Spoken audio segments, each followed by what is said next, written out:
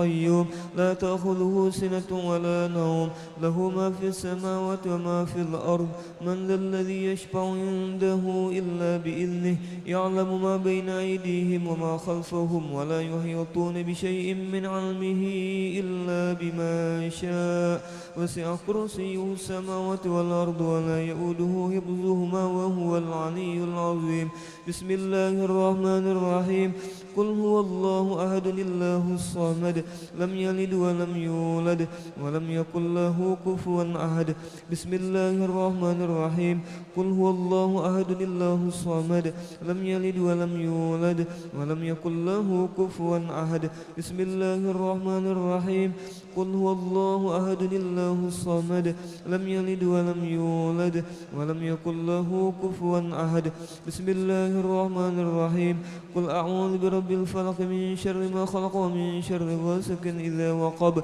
ومن شر النفاثات في العقد ومن شر حاسد إذا حسد بسم الله الرحمن الرحيم قل أعوذ برب الناس ملك الناس إله الناس من شر الوسواس الخناس الذي يوسوس في صدور الناس من الجنة والناس Amin amin ya Allah. Bismillahirrahmanirrahim. Alhamdulillahirabbil alamin. Allahumma shalli wa sallim ala sayyidina Muhammadin an-nabiyil amin wa ala alihi wa sahbihi ila yaumiddin. Allahumma ja'al wa awsil wa ahli wa balligh wa taqabbal thawab ma qara'nahu wa ma 'amilnahu min anwa'il khairat bi hadzal majlisil mubarak hadiyatan balighah wa rahmatan nazilah wa barakatan syamilah wa sadaqatan mutaqabbalah nuqaddimuha wa nuhdiha ila hadrati nabiyina wa habibina wa syafi'ina sayyidina wa maulana Muhammadin sallallahu alaihi wasallam ثم إلى أرواح آبائه وإخوانه ثم إلى أرواح آبائه وأزواجه وإخوانه من الأنبياء والمرسلين صلوات الله وسلامه عليه وعليهم أجمعين وعلى آل كل والصحابة والقرابة والتابعين وتابع التابعين ومن تبعهم بإحسان إلى يوم الدين ثم إلى أرواح الأربعة الأئمة المجتهدين ومقلدهم بالدين والعلماء العاملين والفقهاء والمحدثين والقراء والمفسرين وسادة الصوفية المحققين وأولياء الكون أجمعين وإلى أرواح جميع أموات المسلمين والمسلمات والمؤمنين والمؤمنات خصوصا إلى روح السيد الشيخ السيد محمد بن عبد الكريم السمان المدني وخليفته مولانا الشيخ محمد رشيد بن عبد الله البنجري وشيخ Sa'duddin Muhammad Taib bin Mufti Muhammad As'ad Taniran wa Datuk Ahmad bin Mufti Muhammad As'ad Balimau wa Syekh Muhammad Kashful Anwar bin Haji Ismail wa Syekh Muhammad Syaruni Abdan Bangil wa Syekh Muhammad Samman Mulia wa Salman Jalil thumma ila arwahi jami'i masyayikhina wa muallimina wa asatidina fil ma'had Darussalam Martapura ثم إلى روح شيخنا ومربي أرواحنا ومرشدنا العالم العلامة العارف بالله الشيخ محمد زيني بن عبد الغني البنجري sekumpul وهجة جويرية binti Haji Sulaiman wa Tuan Guru Haji Athaillah bin Tuan Guru Haji Abdul Qadir wa Tuan Guru Haji Muhammad Arifin bin Tuan Guru Haji Athaillah wa Tuan Guru Haji Ahmad Mawardi bin Tuan Guru Haji Muhammad Arifin wal Habib Zainuddin bin Al Habib Abu Bakar As-Sagaf wa Sahu Haji Ibrahim bin Haji Anan wa Guru Haji Muhammad Saman bin Kumala wa Guru Haji Fuad Fakhruddin bin Asmah wa Guru Muhammad Hilmani bin Guru Haji Muhammad Ramli wa Hajjah Arba'inah binti Haji Ibrahim wa Haji Suhaimi bin Haji Ibrahim Ghazali Rahman bin Agaw Jandariyah binti Surah Haji Jarkasi bin Abdurrahman Hajjah Jannah binti Haji Asmail Bawang binti Darul Haji Asmal bin Adam Hajjah Amnah binti Gumri Haji Badri bin Haji Jantra Haji Rusdi Sabri bin Haji Sabri Hajjah Zainab Syar'iyah binti Haji Rusdi Haji Muhammad Napiyah bin Haji Jutub Hajjah Masrah binti Haji Zakaria Haji Mahmud bin Haji Mahmudin Thumma ila ruhi sahibil maulid al-imam al-habib Ali bin Muhammad bin Husain al-Habashi Thumma ila ruhi syekhana wa mursyidina al-alimul fadil al-mukarram Syekh Muhammad Ridwan bin Tuan Guru Haji Hasan Basri wa usulihim wa furu'ihim Thumma ila arwahi man anfaqu amwalahum wa jahadu bi amwalihim wa anfusihim fi hadzal ma'had minhajul abidin ووالدينا ووالدهم وأمواتنا وأمواتهم ثم إلى أرواح من ضاجعهم وقاربهم من أموات المسلمين والمسلمات كافة عامة من لهم زائر ولا زائر لهم وارحم الجميع برحمتك يا حنان يا منان يا أرحم الراحمين اللهم اغفر لهم وارحمهم وعافهم واعف عنهم اللهم اجعل قبورهم روضة من رياض الجنان ولا تجعل قبورهم حفرة من حفر النيران اللهم إن كانوا محسنين فزد بإحسانهم وإن كانوا مسيئين فتجاوز عنهم برحمتك يا أرحم الراحمين ربنا اغفر لنا ولإخواننا الذين سبقونا بالإيمان ولا تجعل في قلوبنا غلا للذين آمنوا ربنا إنك رؤوف رحيم وصلى الله على سيدنا محمد وعلى آله وصحبه وسلم والحمد لله رب العالمين وعلى من وبه مشايخنا وإلى حضرة النبي الفاتحة.